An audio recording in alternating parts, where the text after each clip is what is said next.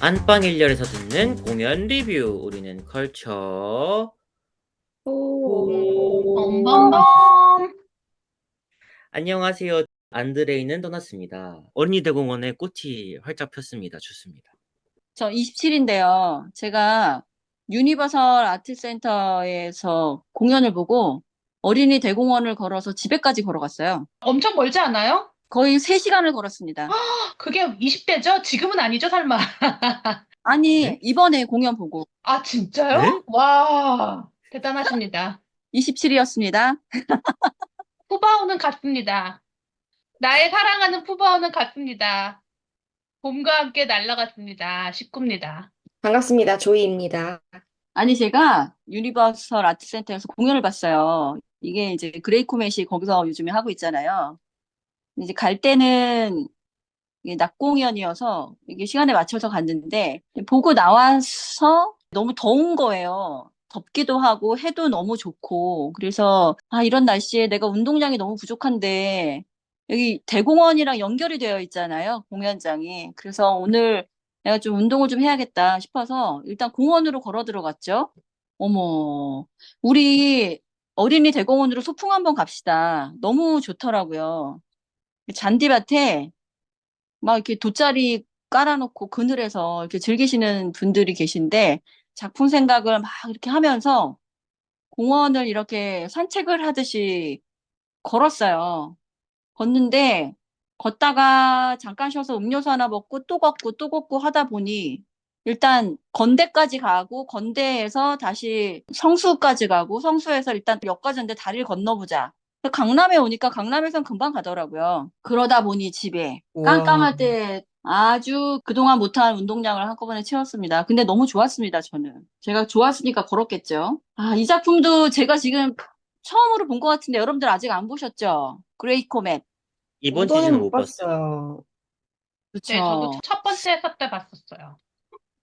그쵸. 저도 그때 보고, 그때는 제가 코로나 때였었잖아요. 이거 오프닝 할 때. 그래서 그 막 마스크 쓰고 이제 이게 이제 보통 우리가 이야기하는 이멀시브 공연이라고 얘기를 하잖아요. 관객들하고 뭐 소통도 많이 하고 막 그러는 공연이었는데 그때도 코로나 시기에 공연을 할 때 미뤄지다가 공연을 못 하다가 너무 이제 뒤로 미루기 어려워서 공연을 올린 것으로 알고 있어요. 초연할 때.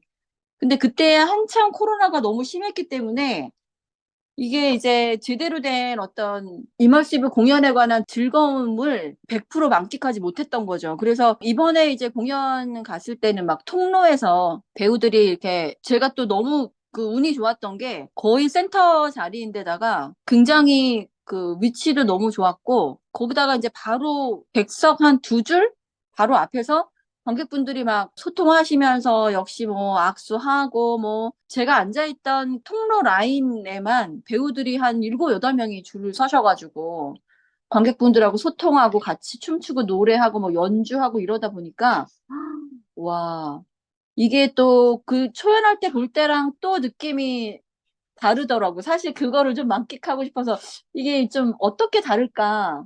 좀 정말 다를까? 뭐 이런 생각을 하고 갔는데 아니나 다를까. 예, 너무 좋더라고요. 근데 역시 이제 제 옆에 두 분이 앉아 계셨는데 제가 본 날 요즘에는 이 대형 뮤지컬들이 캐스팅해서 굉장히 이제 좋은 배우들을 많이 이제 캐스팅을 하시잖아요. 그래서 저도 이번에 갔을 때 어느 캐스팅으로 봐도 상관없다라고 생각을 하고 가기는 갔는데 제가 간 날 피에르 역할을 하도권 씨가 하시는 걸로 보러 갔거든요. 여러분들 잘 아시겠지만 아나톨이 누구냐를 중요하게 생각하셨는데 잘 아시는 션우 분께서 출연을 하셨더라고요. 여러분들 션우 아시나요? 너무 알죠. 알죠? 어깨 깡패잖아, 어깨 깡패. 나는 아, 아이돌 중에서 어깨가 제일 멋있는 친구로 알고 있었는데요. 정말 좋으세요, 피지컬.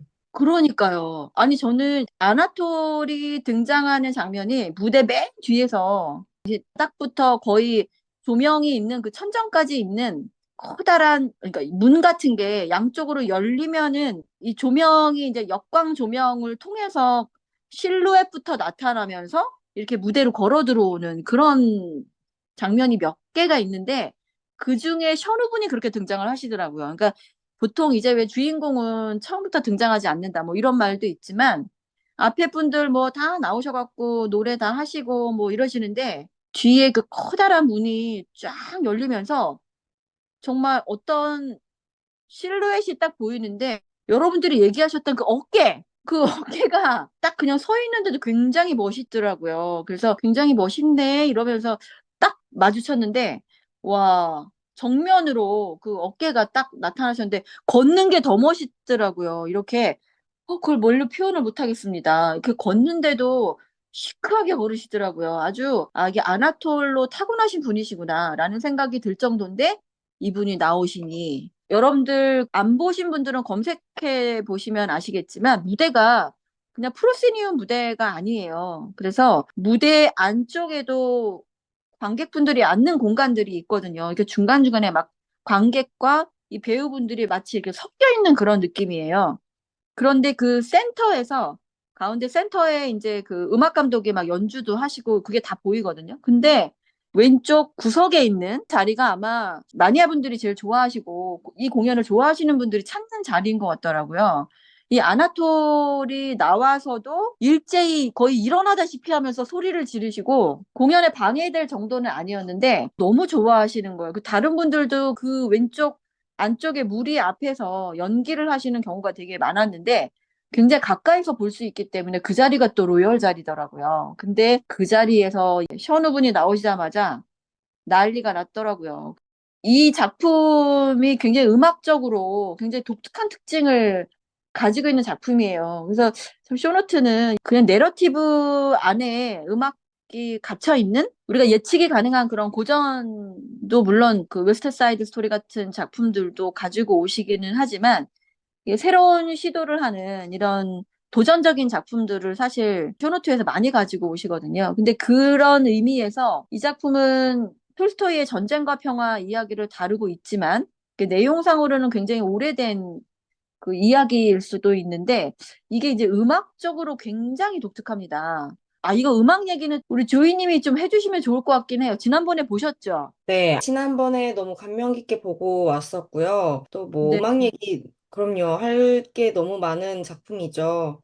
일단 사실 네, 송스루 작품인데 송스루 사실 다들 어렵게 생각하시잖아요. 왜냐면은 서사를 대사로 읊어주지 않으니까 저희가 캐치를 해야 되니까 조금 어렵죠. 그런데 사실 몰라도 돼요. 그냥 이 극은 즐기는 게 더 중요한 극인 것 같고 그러라고 만든 음악들이 되게 많은 것 같아요. 네. 어떤 장르 제일 좋으셨어요, 27님? 저는 그 아나톨이 나타샤를 가면 무도회에 초청을 해요. 그래서 꼬시면서 부르는 노래, 맞아요. 유혹하면서 꽃이죠. 부르는 노래. 완벽하게 꽃입니다. 완벽하게 꼬시잖아요. 또 네. 완벽하게 넘어가고. 그 근데 노래가 엄청 그때 높다 그러더라고요. 네. 저는 아나톨이랑 나타샤랑 이렇게 만나는 그 과정이 이게 두 차례에 걸쳐서 나오거든요. 근데 처음에는 오페라 공연장에서 만나요. 근데 너무 재밌는 게 그 나타샤가 이제 오페라 공연장을 처음 간 거예요. 그래서 막 드레스도 입고 막 이렇게 막 하고 이제 그 음악 자체가 오페라 음악이 그대로 내러티브로 나오는 게 아니라 오페라 음악을 듣는 나타샤의 마음을 음악으로 표현한 거죠. 그래서 그 음악에 홀려서 막 정신이 혼미해 막 이러고 있는 상태에서 지나가다가 그 앞으로 이제 이게 정말 재밌는 게 노래 가사가 번역이 약간 브레이트의 소해 효과를 누리는 그런 장치들이 굉장히 많이 들어있어서 아나톨이 지나간다. 그러면요, 아나톨이 이렇게 지나가다가 봉주 이러고 지나가요. 그것도 인사말을 프랑스어로 할 게 뭔가 이런 식으로 이제 막 이야기를 해요. 그러니까 그런 설명적인 부분과 실제 배우들이 나누는 대사와 그다음에 배우들이나 뭐 옆에 하다못해 연주자들까지도 그 정서를 함께 막 표현을 같이 하면서 집중을 유도를 하는데 그게 아까 말씀드린 약간 불협화음 같은 굉장히 현란스러운 그 음악들과 함께 이게 어우러지고 그다음에 예를 들어서 아나톨이 둘이 이제 처음 만나서 막 이야기를 하는데 그 아나톨이 워낙 저돌적인 눈빛 뭐 이러면서 이야기를 하다가 목덜미에 와서 키스를 한다. 그럼 와서 쭉 그렇게 키스를 착 하는 거예요. 그럼 그때 음악이 짠 하고 같이 이렇게 막 움직이고 이러다 보니까 그런 어떤 심리적인 변화를 음악으로 완전 몰입도 높게 만들었더라고요. 그래서 제가 이 작곡자분을 좀 소개시켜줘야 될 것 같은데, 네이브 말로이라는 분이신데, 이분이 진짜 천재신 것 같아요. 근데 너무 재밌는 게 그 이분의 이력을 좀 찾아봤었거든요. 그런데 이분이 이 뮤지컬을 하기 전에 대략 이제 뭐 배우도 하시고 편곡도 하시고 작가, 작곡가 뭐 다 하시는 데다가 그다음에 작품을 지금 15개 정도 하셨는데 그중에 재밌는 게 인터넷 중독에 관한 실내 합창 뮤지컬 악테트 이런 작품이 있더라고요. 그러니까 일반적이지 않으시더라고요, 이분이 정말. 그리고 톨스토이의 전쟁과 평화를 예전에 이미 그 일렉트릭 팝 오페라로 만들었다가 그게 이제 뮤지컬로 또 만드신 거고 이게 이제 가장 유명한 곡이기는 한데 그 이외에도 뭐 세르게이 라흐마니노프의 최면 상태의 정신 세계를 바탕으로 한 뮤지컬 환상곡 여러분들 너무 제목이 웃기지 않아요? 그다음에 이제 슈베르트의 겨울나그네를 바탕으로 한 술 취한 놀이. 그래서 이분 작업하신 거 하나하나 보니까 야, 이분 진짜 범상치 않구나. 제목만 봐도 작품의 스타일을 뭐 다른 작품을 제가 본 거는 아닙니다만은 아무래도 좀 지금 이 작품이 그레이트 코멧이 이런 스타일의 작품의 하이라이트를 좀 응집해서 만든 작품이 아닌가라는 생각이 들고 또 잘 아시겠지만 이게 러시아 작품이다 보니까 막 그 러시아 특유의 춤 있잖아요. 발 이렇게 들어갖고 막 보드카 막 마시고 하는 그런 춤들이 굉장히 많이 나오고 그다음 술 마시는 장면도 굉장히 많이 나와요. 근데 이게 사실은 내용으로 따지고 보면 별로 그렇게 세련된 스토리는 아니에요.